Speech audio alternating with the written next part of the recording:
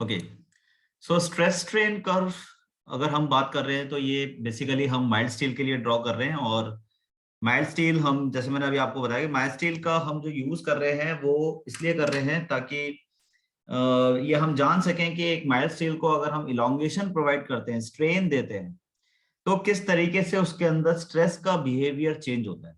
ठीक है, how the stress will change. तो उसकी एक पूरी स्टडी है। तो अब क्वेश्चन ये उठता है कि माइल्ड स्टील ही क्यों। देखिए, माइल्ड स्टील इसलिए है क्योंकि देखिए जितने भी स्ट्रक्चर्स होते हैं, मैक्सिमम स्ट्रक्चर्स अगर आप देखेंगे, चाहे वो ब्रिजेस हो, चाहे वो आपके रेलवे के ब्रिजेस हो, ठीक है, या अदर स्ट्रक्चर्स हो, तो वहां पर जितने भी मटेरियल का यूज हो रहा है वो माइल्ड स्टील का यूज हो रहा है। ठीक है, माइल्ड स्टील की कुछ बहुत ही अच्छी प्रॉपर्टीज हैं, जैसे कि अगर हम उसकी इलास्टिसिटी की बात करें तो it has a very good elasticity. ठीक है, उसका जो फ्रैक्चर पॉइंट भी अगर आप देखेंगे तो काफी ज्यादा स्ट्रेन करने के बाद ही वो फ्रैक्चर हो रहा है। तो आप देखेंगे तो माइल्ड स्टील की एक बहुत ही अच्छी मतलब प्रॉपर्टीज हैं, और उन्हीं प्रॉपर्टीज को स्टडी हमने पूरे ग्राफ के अंदर किया है। ओके, तो अब क्वेश्चन ये उठता है कि ये ग्राफ क्या क्या चीजें हमें बता रहा है। तो देखिए, इसमें हमने क्या करा है कि एक रॉड लिया है, और एक रॉड को हमने यूनिवर्सल टेस्टिंग मशीन के अंदर उसको हमने रखा। ठीक है, तो आप ऐसा अज्यूम कर लीजिए कि मान लीजिए कि आपने एक रॉड लिया। ठीक है, मान लीजिए कि आपके पास एक रॉड है। ठीक है, एक रॉड ऐसा समझ लीजिए कि let's say this is a rod. Okay, and आपने क्या करा, इस रॉड को अज्यूम कर लीजिए कि कुछ इस तरीके का रॉड है।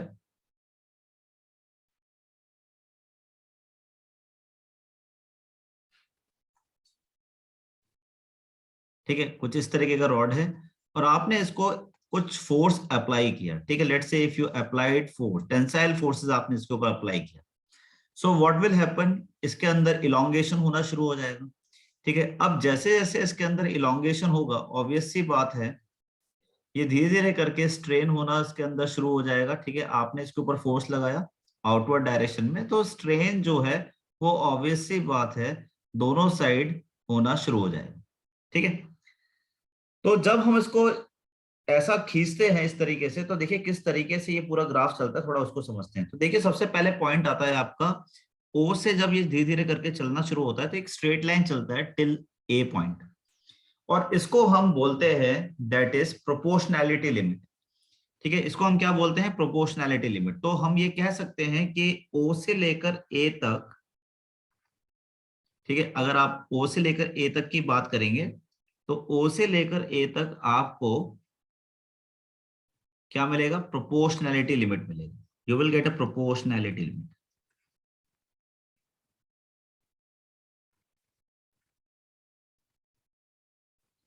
Now what is proportionality limit. देखिए, प्रोपोर्शनैलिटी लिमिट जो है वो एक ऐसी लिमिट है जहां पर हुक्स लॉ फॉलो हो रहा है। तो इसका मतलब टिल दिस पॉइंट यहां पर आपका हुक्स लॉ चलेगा। ठीक है, हम ये कह सकते हैं कि हुक्स लॉ जो है वो ओ से लेकर ए तक चलेगा, या ये कह लीजिए कि stress is directly proportional to strain जो है वो कहां तक रहेगा, ओ से लेकर ए तक रहेगा।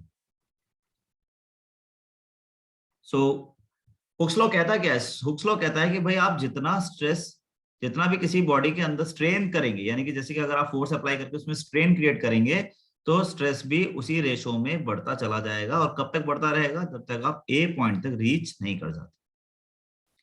ठीक है, फिर इसके बाद जब हम इसको थोड़ा सा और स्ट्रेच करते हैं, ठीक है, हमने और फोर्स बढ़ाया, तो फोर्स बढ़ाने से क्या होगा कि जब हमने इसमें थोड़ा सा और फोर्स बढ़ाया, तो अब हम पहुंचे ए से लेकर बी पोजीशन पर। तो ये जो ए से बी पोजीशन आ जाती है, तो इसमें जो बी है वो है आपकी इलास्टिक लिमिट। ठीक है, तो बी इज इलास्टिक लिमिट। ठीक है, we can write that B is elastic limit. ना व्हाट इज इलास्टिसिटी, इलास्टिसिटी वो पॉइंट है जिस पर अगर आप किसी भी मटेरियल को छोड़ देते हैं, then again it will regain its original configuration. यानी बी पोजीशन पर लाने के बाद भी अगर आप छोड़ देते हैं, तो बॉडी जो है स्ट्रेच होने के बाद भी वापस अपनी पोजीशन पर आ जाएगा। या ये कह लीजिए कि मान लीजिए अगर आपकी स्टील बार है, तो स्टील बार को स्ट्रेच करने के बाद अगर आप उसे छोड़ेंगे, then again it will regain its original configuration. So this is known as elasticity. और आप देख सकते हो कि A से लेकर B तक थोड़ा सा हल्का सा कर्व आना शुरू हो गया, ठीक है। तो A से B कर्व है, ठीक है, it's not a straight line, हल्का सा कर्व बनना शुरू हो जाता है। तो ये यहां से हम कह सकते हैं। अगर इसके बाद भी अगर हम इसको स्ट्रेच करेंगे, ठीक है, जैसे अगर हम B से C की तरफ अगर हम आगे बढ़ेंगे, तो आप देखेंगे कि जैसे जैसे हम B से C बढ़ेंगे तो अब यहां से प्लास्टिक रीजन शुरू हो जाएगा, ठीक है। तो B से C जो है वो क्या रीजन है आपका, बेसिकली हम कह सकते हैं that it's a plastic region. So BC is your plastic region.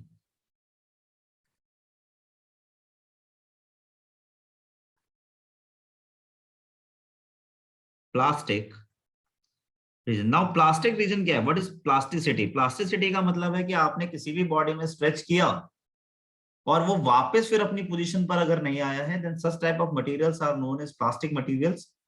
ठीक है, तो बी से यानी कि अगर आप इलास्टिक लिमिट को क्रॉस करके आगे और फोर्स लगाते हैं एंड मटेरियल रीगेन नहीं करता है अपनी ओरिजिनल कॉन्फ़िगरेशन को, तो हम उस रीजन को क्या बोलेंगे, प्लास्टिक रीजन बोलेंगे, ठीक है। अच्छा, जो ये सी पॉइंट है, C point is known as upper yielding point. देखिए अपर यील्डिंग का क्या मतलब है कि नाउ अब परमानेंट डिफॉर्मेशन शुरू हो चुका है, ठीक है। So this is known as upper yielding point. तो हम इसे बोल सकते हैं, what is this, this is upper yielding point, ठीक है। ये जो अपर यील्डिंग पॉइंट है, अगर हम इसकी बात करें तो this is the highest point, ठीक है, जहां से परमानेंट डिफॉर्मेशन शुरू हो चुका है। और यील्डिंग का मतलब है कि now the strain is increasing, strain is increasing but stress is decreasing. इसका मतलब ये हो गया कि सी से लेकर डी तक में हम ये कह सकते हैं कि यील्डिंग जो है वो अपने आप हो रही है, यानी कि स्ट्रेन जो है वो अपने आप होते जा रहा है, लेकिन हम फोर्स नहीं बढ़ा रहे, ठीक है। When the forces becomes constant, ठीक है, फोर्स हमने उतना ही लगा के रखा है जितना हमने सी पॉइंट पर लगाया था, उतना ही हमने डी पॉइंट तक रखा है। तो सी से डी तक हमने ये देखा कि कम फोर्स अप्लाई करने पर भी आप देख सकते हैं कि स्ट्रेन जो है वो धीरे धीरे करके बढ़ता जा रहा है, जबकि स्ट्रेस जो है वो सी पॉइंट पर ज्यादा था और डी पॉइंट पर कम था, ठीक है। तो हम यहाँ पर क्या लिख सकते हैं, this is upper yielding point and this is known as lower yielding point, lower yielding point, ठीक है। इस तरीके से हम यहाँ पर मेंशन कर सकते हैं और इसको लिख देते हैं हम कि C जो है अपर यील्डिंग पॉइंट है, so it's a permanent deformation, C to D is the permanent deformation. तो अगर हम यहाँ पर इसको मेंशन करना चाहें तो हम यहाँ लिख सकते हैं that what is C to D। तो C से लेकर D तक हुआ है परमानेंट डिफॉर्मेशन, ठीक है। So we can write permanent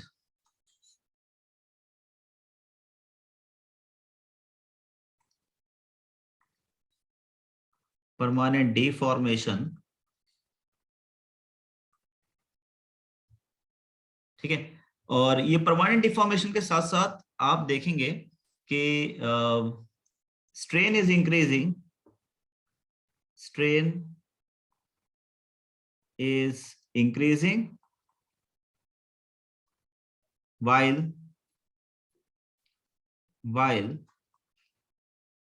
stress is decreasing, while stress is decreasing, ठीक है, स्ट्रेस जो है वो डिक्रीज हो रहा है, ठीक है। इसका मतलब ये हो गया कि अब मटेरियल अपने आप खुद ही एक्सपैंड हो रहा है, यानी कि एक ऐसे रीजन पे आ चुका है मटेरियल कि अब वो अपने आप ही डिफॉर्म होता जा रहा है, चाहे अब आप उसके ऊपर फोर्स बढ़ाएं या ना बढ़ाएं। एज सून एज आप डी पोजीशन पर आ जाते हैं, ठीक है, तो डी से लेकर ई तक का जो पोजीशन आ जाता है इसको बोलते हैं हम वर्क हार्डनिंग। तो डी से लेकर ई तक का अगर हम पोजीशन बोलते हैं तो इसको हम क्या बोलेंगे, वर्क हार्डनिंग, वर्क हार्डनिंग। अब देखिए वर्क हार्डनिंग का क्या मतलब है, वर्क हार्डनिंग का मतलब है that material will regain its strength, ठीक है। मटेरियल कैसे अपने आप को स्ट्रेंथ गेन कर लेगा कि जब आपने देखा भी होगा कि अगर आप किसी भी चीज को स्ट्रेच करते जा रहे हैं करते जा रहे हैं करते जा रहे हैं, एक लिमिट ऐसी आएगी, जैसे रबर बैंड का ही केस ले लीजिए, मान लीजिए स्टील को छोड़ दीजिए, रबर बैंड का केस लीजिए, रबर बैंड को आप स्ट्रेच करते जा रहे हैं करते जा रहे हैं करते जा रहे हैं, और एक टाइम के बाद आप देखेंगे कि जब वो एकदम फाइनल पोजीशन पर होगा तो आप देखेंगे कि अचानक से मटेरियल जो है वो धीरे धीरे करके अपनी स्ट्रेंथ रीगेन करने लगेगा। तो आपको और स्ट्रेच करने की कोशिश करेंगे तो वो स्ट्रेच नहीं होगा। क्यों? क्योंकि now the material is now gaining some strength. तो डी से ई है वो रीजन है जहां पर वर्क हार्डनिंग हम इसे बोलते हैं, यानी कि वर्क हार्डनिंग का मतलब है कि material is regaining its strength. ठीक है, तो हम यहाँ पे लिख सकते हैं कि material is regaining its strength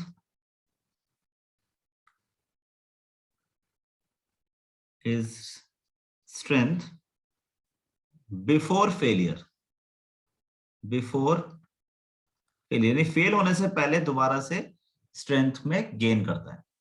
ठीक है, and finally F is the fracture point. ठीक है, एफ क्या है आपका? F is your fracture point. तो एफ के लिए तो हम लिख सकते हैं that it's a fracture point, यानी कि यहां पर अल्टीमेटली ये टूट जाएगा।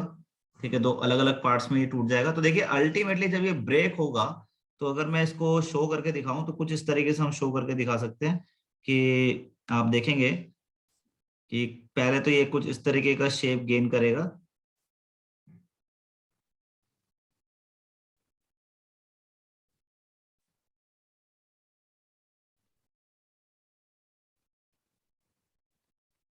ठीक है, कुछ इस तरीके का हम ये कह सकते हैं कि एक शेप लेने की टेंडेंसी ये रखेगा लाइक दिस।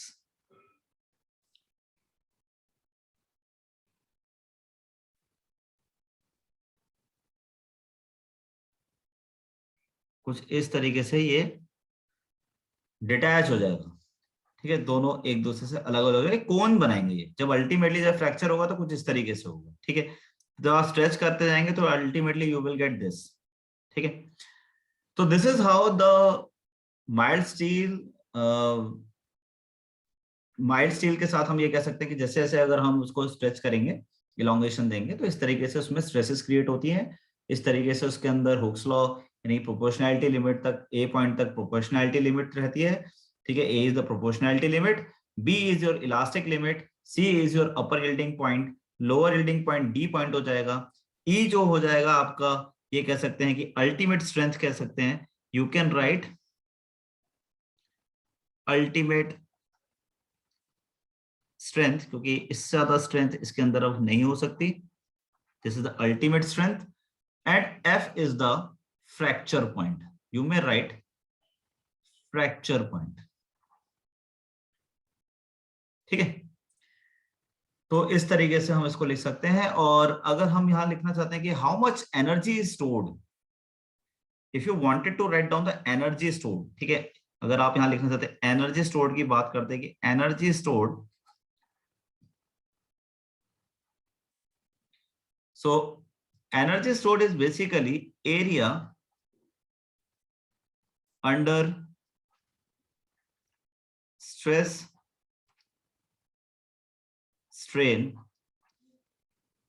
कर्व, यानी स्ट्रेस स्ट्रेन कर्व के अंदर जो एरिया होगा उसको हम टोटल स्ट्रेंथ कहेंगे। ठीक है, यानी कि उसके अंदर इतनी एनर्जी स्टोर हो चुकी होगी। तो मैं इसको इस तरीके से शो करके दिखा सकता हूं। ठीक है, तो आप कुछ इस तरीके से बना के दिखा सकते हैं।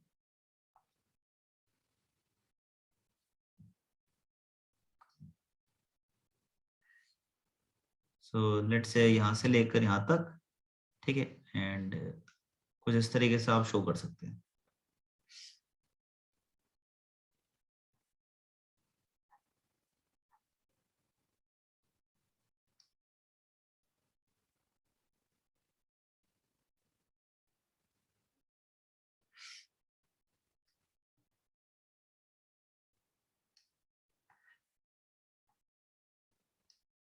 ठीक है, इस तरीके से आप शेड कर सकते हैं लाइक दिस।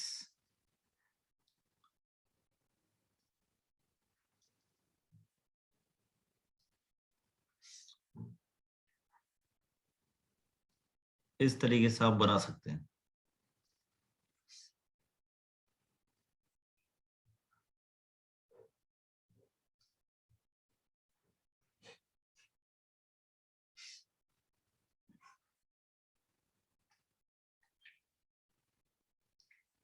ठीक है, ये मैं आपको इसलिए शो कर रहा हूँ क्योंकि एग्जाम में क्वेश्चंस इसके ऊपर पूछे जा सकते हैं, तो आपको पता होना चाहिए कि जो एरिया होता है, एरिया क्या रिप्रेजेंट करता है। तो एरिया रिप्रेजेंट करता है कि कितना एनर्जी स्टोर हुआ है बिफोर फ्रैक्चर पॉइंट किसी भी मटेरियल के अंदर। ठीक है, या हम इसको ये भी कह सकते हैं कि this is nothing else is your toughness. ठीक है, ये क्या बता रहा है आपको, टफनेस वैल्यू भी बता रहा है। तो कुछ इस तरीके से आप इसको ध्यान रखिए कि टफनेस वैल्यू भी आपको रिप्रेजेंट करता है।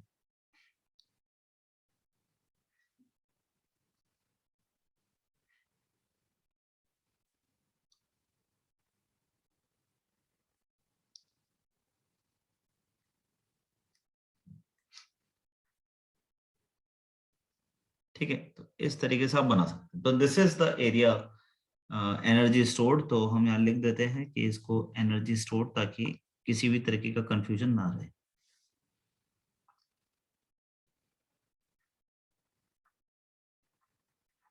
Energy stored. ठीक है, so I think this is clear to all of you. अगर सभी लोगों को क्लियर है तो आप मेरे को बता सकते हैं। Yes sir. Yes sir. Sir upper yield और लोअर यील्ड बता दीजिए। ओके, अपर यील्ड और लोअर यील्ड को दोबारा समझ लीजिए। देखिए, अपर यील्ड का मतलब है जहां से परमानेंट डिफॉर्मेशन शुरू हो गया। ठीक है, यानी कि मटेरियल को आपने स्ट्रेच किया और अब वो वापस अपनी पोजीशन पर नहीं आ सकता। तो ये हो गया अपर यील्डिंग पॉइंट। अब ये कहां तक चलेगा, ऐसे कहां तक ये स्ट्रेच होता चला जाएगा, तो वो होगा आपका लोअर यील्डिंग पॉइंट। यानी कि अब ये उस लिमिट पे पहुंच जाएगा कि अपने आप वो स्ट्रेच होता तो जा रहा है, ठीक है, लेकिन उसकी भी तो एक लिमिट होगी। तो वो होता है हमारा लोअर यील्डिंग पॉइंट। और उसके बाद अचानक से मटेरियल जो है वो दोबारा से अपने अंदर एनर्जी स्टोर कर लेता है, या ये कह लीजिए उसके अंदर हार्डनेस आ जाती है। So that is known as work hardening, यानी मटेरियल की हार्डनेस यानी के लिए हार्डनिंग आ जाती है। तो that is known as work hardening. तो डी से ई हो जाएगा आपका वर्क हार्डनिंग। ठीक है, सर डी के टाइम पे मतलब जब वर्क हार्डनिंग चल रहा होगा तो वो पहले वाली पोजीशन पे आना स्टार्ट हो जाएगा। पहले वाली पोजीशन पर आने, नहीं नहीं, पहले वाली पोजीशन पर नहीं आएगा। यानी मटेरियल अपने आप को फ्रैक्चर होने से रोकेगा। समझ रहे हैं? जैसे आप एक, अगर आप कोई रबर बैंड लेंगे तो जब आप उसको पूरा स्ट्रेच हो जाएगा तो आप देखेंगे उसको तोड़ने के लिए आपको एक एक्स्ट्रा एफर्ट की जरूरत पड़ेगी। Yes sir. ठीक है, तो that is your work hardening. And उसको एक्स्ट्रा तोड़ने के लिए उसे हम बोलते हैं ultimate strength. That is known as ultimate strength. Sir E F क्या हुआ, ई से एफ तक में क्या हो रहा है? ई ई से से एफ लेकर फ्रैक्चर एफ पॉइंट तक है। में बेसिकली ये फ्रैक्चर पॉइंट है। ये तो बहुत, ई से एफ तक का जो रीजन है वो बहुत छोटा रीजन है। और इसमें क्या होता है कि थोड़ा सा स्ट्रेस घट के मतलब रिड्यूस होकर और ये फ्रैक्चर पॉइंट आ जाता है, यानी कि यहाँ पे मटेरियल अब टूट जाएगा। Okay sir. Okay, any other doubt? No sir, clear.